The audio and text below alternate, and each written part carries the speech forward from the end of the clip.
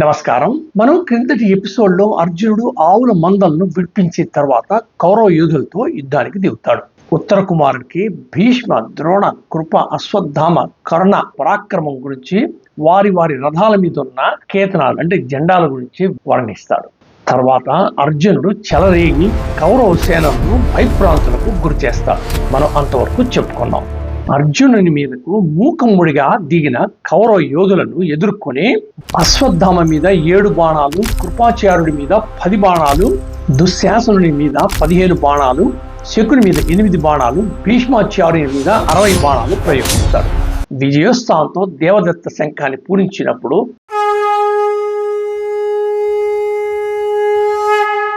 కౌరవ యోధులు భయపడిపోయి భీష్మాచార్యుడిని ఆశ్రయిస్తారు. వారు తోడు రాగా భీష్మాచార్యుడు అర్జునుని ఎదుర్కోవాలని అర్జునుడి వైపుగా వస్తుంటాడు. అప్పుడు అర్జునుడు ఉత్తర కుమారుడితో దూరంగా కనపడుతున్న కర్ణుని వైపు రథాన్ని పోనివ్వమంటాడు. వాయువేగంతో కర్ణుడి మీదకు వస్తున్న అర్జునుడిని చూసి చిత్రాంగుడు, చిత్రరథుడు, సంగ్రామజిత్తు, దుష్ప్రసహుడు, చిత్రసేనుడు, వివింసతి, దుర్ముఖుడు, దుర్జయుడు, వికర్ణుడు, సంత్రాంతపుడు, దుశ్శాసనుడు మొదలగు వీరులందరూ అర్జునుని రథానికి అడ్డుపడి అర్జునుడి మీద బాణ ప్రయోగం చేస్తారు. అర్జునుడు ఆ బాణాలన్నింటినీ మధ్యలోనే తుంచివేస్తాడు. వారిలో కర్ణుడి సహోదరుడు సంగ్రామజిత్తు మరింత రెచ్చిపోయి గర్వంతో అర్జునుని మీద ఇంకొన్ని బాణాలు వేసినప్పుడు అర్జునుడు ఎంతో కోపంతో అతని శిరస్సును ఖండించేస్తాడు. దాంతో కర్ణుడు ఆగ్రహంతో మండిపడి అర్జునుడిని ఎదుర్కొంటాడు. వారిద్దరి మధ్య ఘోర యుద్ధం జరుగుతుంది. ఒకరి మీద ఒకరు బాణాలతో విజృంభిస్తారు. ఆ ఘోర సమరాన్ని చూస్తూ కౌరవ సేనలో ఉన్న యోధులందరూ యుద్ధం ఆపేసి వాళ్ళిద్దరిని చూస్తుంటారు. దేవాసుర సమరంలాగా వారిద్దరి యుద్ధం ప్రకాశిస్తోంది. ఆ సమయంలో వారి అస్త్రాలతో ఆకాశమంతా చీకటి వ్యాపించింది. గాలి స్తంభించిపోయింది. కర్ణుడు మీదకు రాగా అర్జునుడు కోపించి ఒక్క బాణంతో కర్ణుడి విల్లును విరక్కొడతాడు. దాంతో కర్ణుడు మెరిసే శక్తిని అర్జునుడి మీద ప్రయోగిస్తాడు. కానీ అర్జునుడు ఆ శక్తిని మధ్యలోనే ముక్కలు చేసేస్తాడు. కర్ణుడు ఇంకో విల్లు తీసుకొని అర్జునుడి రథం మీద, సారథి మీద, గుర్రాల మీద, అర్జునుడి మీద బాణాలు ప్రయోగిస్తాడు. అర్జునుడు కోపంతో కర్ణుడి మెడ, చేతులు, రొమ్ము మీద పిడుగులు పడ్డట్లు బాణాలు వేస్తాడు. ఆ బాధను తట్టుకోలేక కర్ణుడు పారిపోతాడు.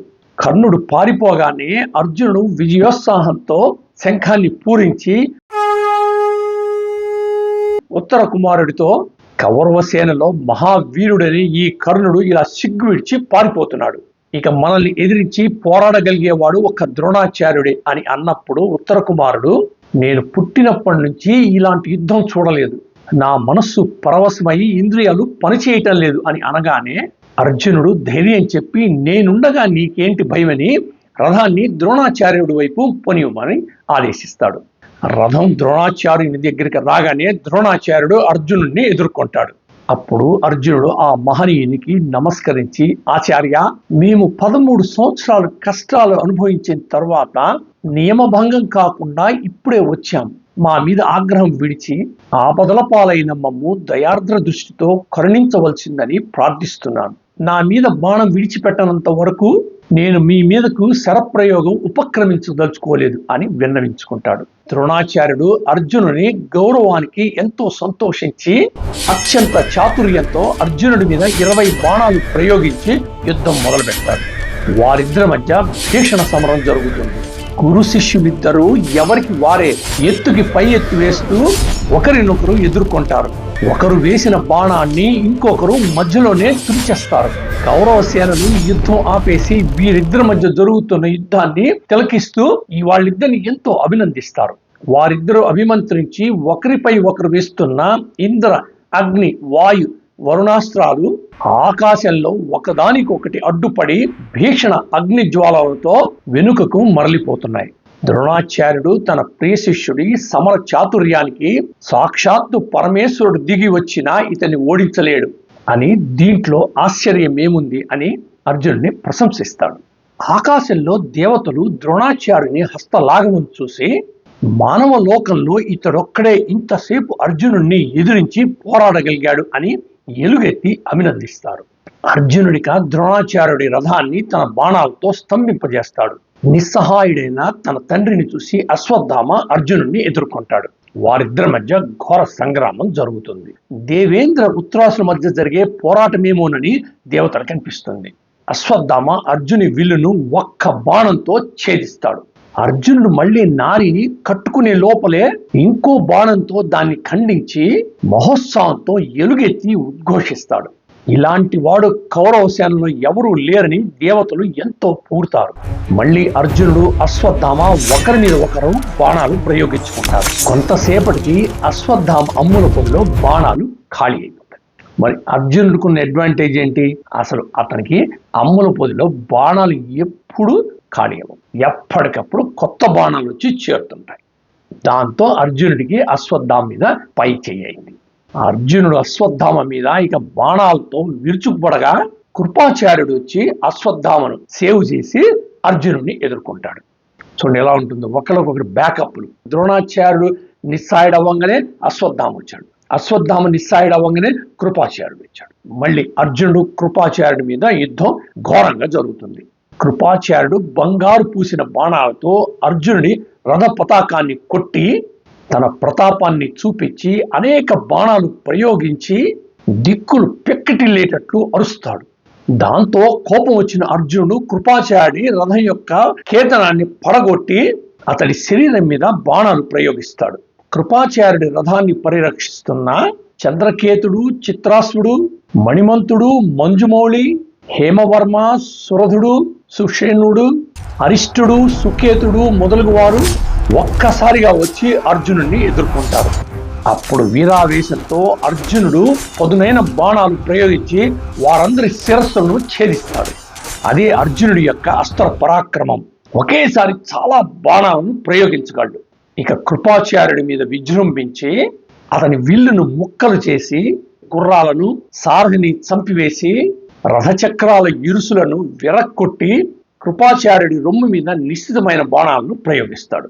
అన్నీ పోయినా కృపాచార్యుడు అధైర్యపడక అర్జునుడి మీద శక్తి అనే ఆయుధాన్ని ప్రయోగిస్తాడు.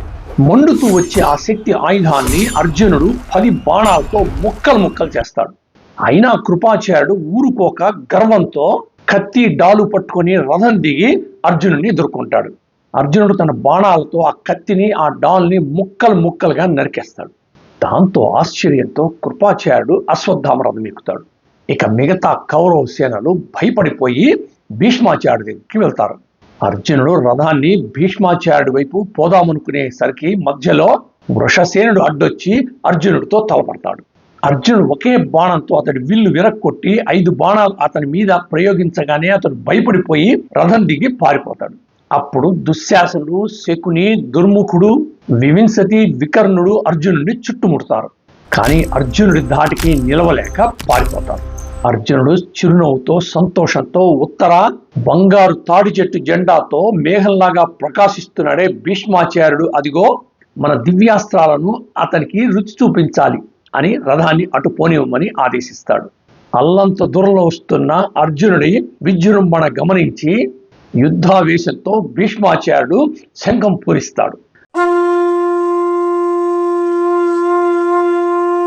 అర్జునుడు కూడా దుర్వార భుజగర్వంతో దేవదత్త శంఖాన్ని పూరిస్తాడు. 2 ఆంబోతులు రంకెలు వేస్తున్నట్లు ఒకదానితో ఇంకొకటి ఢీకొన్నట్లుగా ఒకరినొకరు ఎదుర్కొంటారు. దేవతలు కనులార్పకుండా చూస్తూ వీరిద్దరి పరాక్రమాలు, అస్త్రాలు నేర్చిన రీతులు మనలను, రాక్షసులను మించిపోయాయి. వీరిని ఇంతని కొనియాడలేము. ఈ విధంగా ఎదుర్కొనటానికి ఈ ఇద్దరే తగిన వారు అని వాళ్ళలో వాళ్ళు మాట్లాడుకుంటున్నారు. భీష్ముడు పదునైన 8 బాణాలతో అర్జునుడి జెండాపై ఉన్న హనుమంతుణ్ణి, ఇంకొన్ని బాణాలతో ఆ జెండాని పరిరక్షిస్తున్న భూతాలను, 10 బాణాలతో గుర్రాన్ని, సారథిని కొట్టగా అర్జునుడు కోపంతో గాంధీవాన్ని చక్రాకృతి రీతిలో పెట్టి అగ్నిలాగా ప్రకాశిస్తుండగా బాణాలు విడిచిపెట్టడం, వేగంగా పయనించటం, తాకటం, తెలియరానంత వేగంగా బాణాలు వేసి ఆకాశాన్ని కప్పేస్తాడు. భీష్మాచార్యుడు పరాక్రమించి బాణాలని, కిరణాలతో వాటినన్నింటినీ పడగొట్టేస్తాడు. అర్జునుడు వేసే భీకర అస్త్రాలను ఒక్కొక్కటిని భీష్ముడు ముక్కలు చేసేస్తాడు. అర్జునుడు భీష్ముడి మీద ఈ దివ్యాస్త్రాలను ప్రయోగించటానికి ఏమి కారణమంటే తనకు ఆ దివ్యాస్త్రాలు వచ్చునని చూపటం. భీష్ముడు తాను కూడా నియమనిష్టలతో సంపాదించిన శక్తి కలవాడు కనుక వాటిని ఉపసంహరించేటట్లు చేస్తున్నాడు. అర్జునుడి దివ్యాస్త్రాలు దేవతలు మెచ్చి ఇచ్చినవి. భీష్ముడి దివ్యాస్త్రాలు ప్రతి నియమాలతో సాధించినవి. ఒకరిది దైవదత్తమైన శక్తి, ఇంకొకరిది మానుషమైన శక్తి. అలా తను వేసిన దివ్యాస్త్రాలను కూల్చాడనే కోపంతో భీష్ముడి విల్లును విరక్కొడతాడు. భీష్ముడు సింహం జూలు విదిలిస్తున్నట్లు ఆగ్రహంతో ఇంకో విల్లు తీసుకొని బాణాలతో అర్జునుడి మీద విజృంభిస్తాడు.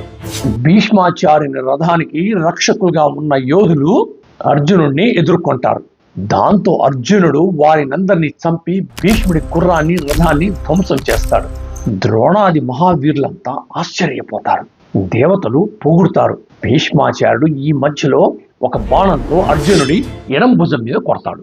అర్జునుడికి విపరీతమైన కోపం వచ్చి ఆ ధనుసును కూడా తురించివేసి భీష్మాచార్యుడు ఇంకొక ధనుసు తీసుకునే లోపలే తీవ్రమైన బాణాలతో అతని రొమ్ము మీద కొట్టేసరికి అతడు దిమ్మ తిరిగిపోయి రథాన్ని పట్టుకొని అక్కడే ఒరిగిపోతాడు. అప్పుడు భీష్ముడి రథసారథి ఈ పరిస్థితిని గమనించి రథాన్ని పక్కకి మళ్ళించేస్తాడు. అప్పుడు అర్జునుడు కౌరవ సేనలో ఎక్కువ మంది గుంపులుగా ఎక్కడున్నారోనని కలయి చూస్తాడు. అశ్వత్థామ, కర్ణుడు, కృపాచార్యుడు ఉన్న వైపు రథాన్ని పోనీయమని చెప్తాడు. అంతలోని అర్జునుడిని చూసి అశ్వత్థామ కర్ణునితో, అల్లదిగో అర్జునుడు మన మీదకు వస్తున్నాడు. నీ ఒక్కడివే గాని ఆ మేటి వీరుణ్ణి ఎదిరించేవారు మన కౌరవ సైన్యంలో లేరు కనుక నీవే అతన్ని ఎదిరించవలసింది. మా వంటి అల్పులు ఏమి చేయగలరు అని అపహసిస్తాడు.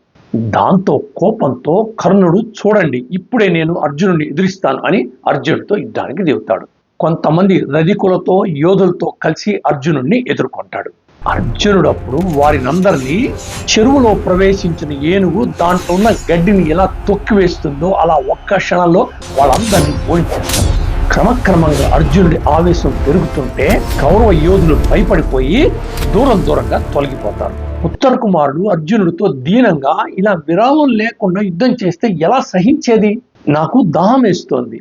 నీవు ఒక్కసారైనా ఆగ్రహావేశాన్ని మానుకున్నావు. శత్రువులను ముక్కలు చేసి పచ్చడి చేసిన మొండితనంతో మళ్ళీ మన మీదకి వస్తున్నారు. నేనిక సారథ్యం చేయలేను అని నిస్సహాయంతో మాట్లాడతాడు.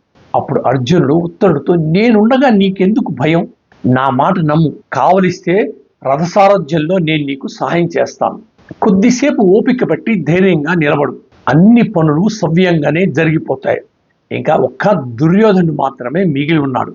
అతడు మిక్కిలి ఆత్మాభిమానం కలవాడు. మనల్ని చూసి లెక్క చేయడు. అతడి తీరు చూస్తుంటే సహోదరులతో, సామంతరాజులతో, ఆత్మీయులతో నా మీద యుద్ధానికి సర్వసన్నద్ధమవుతున్నాడు చూడు అని ఉత్తర కుమారుణ్ణి ఉత్సాహపరిచి రథాన్ని అటు పోనివ్వమంటాడు. ఇక మన నెక్స్ట్ ఎపిసోడ్లో విరాట పర్వాన్ని కంటిన్యూ చేద్దాం. నా వీడియో కనుక మీకు నచ్చినట్లయితే లైక్ చేయండి, కామెంట్ చేయండి, షేర్ చేయండి, నా ఛానల్ని సబ్స్క్రైబ్ చేయండి. నమస్తే.